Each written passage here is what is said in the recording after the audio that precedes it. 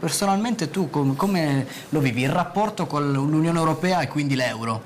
Allora, io penso che noi abbiamo bisogno dell'Europa, ma che questa Europa non mi piace.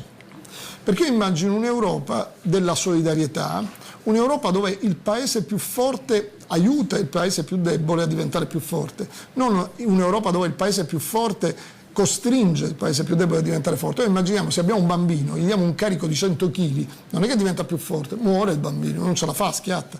Allora il tema è questo: noi in questo momento abbiamo una percezione di Europa che non va, perché è un'Europa che ti impone regole, ti impone balzelli, ti chiede di aumentare la tassazione per attenerti a dei parametri e non ti aiuta a crescere. Quindi l'immagine dell'Europa che io immagino è quella di un'Europa che al contrario aiuta i paesi che ne fanno parte a crescere, soprattutto quelli che si trovano in difficoltà. È inutile nel nostro caso, nel caso dell'Italia, che è un momento di crisi straordinario, mai visto dal dopoguerra ad oggi in termini di disoccupazione, giovanile al 40%, disoccupazione normale, quella non giovanile al 12%, la più alta d'Europa, tra le più alte del mondo. È inutile che continua a importi di tassare per rientrare nei parametri, perché la gente non ce la fa più. Allora, se l'Europa deve essere questa, no grazie. Se l'Europa al contrario deve essere un'Europa della solidarietà, un'Europa non delle banche ma dei cittadini, allora a questo punto certamente sì, Europa.